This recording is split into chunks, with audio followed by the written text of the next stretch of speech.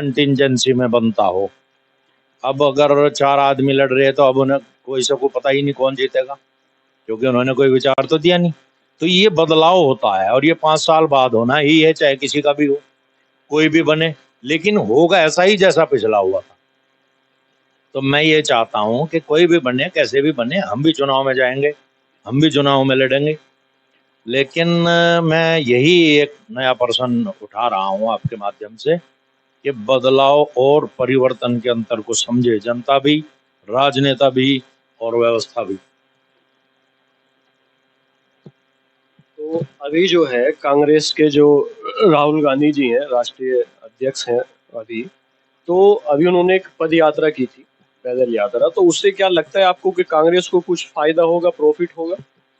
मैं अभी अभी वही कह रहा था कि जब कंटेंट नहीं होता, कंटेंट मतलब कोई तत्व नहीं होता, तो कोई कुछ भी नाम रख ले, उससे कोई खास फर्क नहीं पड़ता। लेकिन क्योंकि भाजपा ने भी कोई ऐसा काम, कोई ऐसा विचार या कोई ऐसा जिससे देश की एनर्जी संगठित हो, सामाजिक संतुलन बने या एक नया रास्ता बने, स्पीड बने, स्थिति और परिस्थिति सेम हो, ऐसा कोई किया नहीं है। तो ये कहना कि जो भारत जोड़ो यात्रा से भारत जुड़ जाएगा, ये भी मुझे बेकार की बात लगती है। और भाजपा के विरोध में उसकी भारत जोड़ो की बजाय अगर वो चुप रहते तो जनता में भाजपा का ज़्यादा विरोध होता। तो मुझे कोई खास फर्क उसका लगता नहीं है, क्योंकि जनता में ना मोदी का कोई ज़्यादा क्रेज बचा है और ना ही किसी का, चाहे राहुल गांधी भी हो। तो अभी शायद 2 दिन पहले एक मीटिंग हुई है जिसमें सभी राजनेता इकट्ठे हुए थे।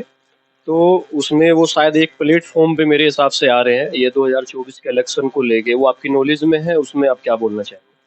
बात प्लेटफार्म की नहीं है, चाहे वो एनडीए हो या इंडिया हो, जब उन्हें उसका कोई थॉट नहीं है उनका अपना, या कोई उनके पास प्लान नहीं है इस तरह की, तो और कोई सही अर्थ या कोई सही दिशा या कोई सही जवाब उनके पास नहीं है, तो ये एक अंधी लड़ाई है। और जहाँ जिसका जैसा प्रभाव होगा वो करेगा, उस राजनीति से कोई मतलब नहीं है। राजनीति एक जो है असलियत में है क्या, जो 75 साल में राजनीति हुई, मेरी नज़र में तो वो ABCD भी नहीं थी राजनीति की।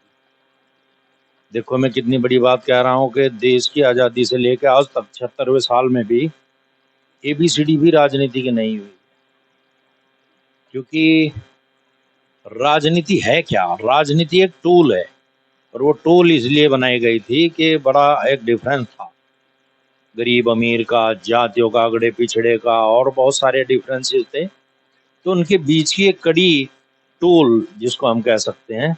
लेकिन मैं उससे भी अलग कुछ कहना चाहता हूँ, जिन लोगों जो राजनेता होने के या धार्मिक अलंबरदार होने के बावजूद ऐसी बातों पर चर्चा करते ही नहीं है, और ये देश का दुर्भाग्य है कि जिन बातों पर चर्चा होनी चाहिए थी उन पर तो होती ही नहीं। यहाँ तो ये होगी कि जी वो मुद्दा वहाँ उठ गया, वहाँ वो मर गया, वहाँ वो झगड़ा हो गया, वहाँ उसने मार दिया, वो ट्रेन पलट गई, या जो भी है छोटे मोटे। लेकिन मैं आप लोगों के माध्यम से कहना चाहता हूँ, आप लोग युवा और बहुत अच्छा काम आप कर रहे हैं अपने चैनल के माध्यम से, कि राजनीति है क्या। राजनीति होती है अधूरे सत्य, अधूरे प्रश्न। और जब वो अधूरे प्रश्न ही है, जब वो खुद ही समस्या है, राजनीति खुद ही वो तोड़ती है, खुद ही वो झगड़ा नीति है, और फिर उसके करने वाले भी ऐसे ही हों, तो चारों तरफ समाज में अफरा तफरी होगी, इस राजनीति से कुछ होने वाला है नहीं। तो मैं ये कहना चाहता हूँ कि देश को नेताओं की जरूरत है, लेकिन राजनेताओं की नहीं।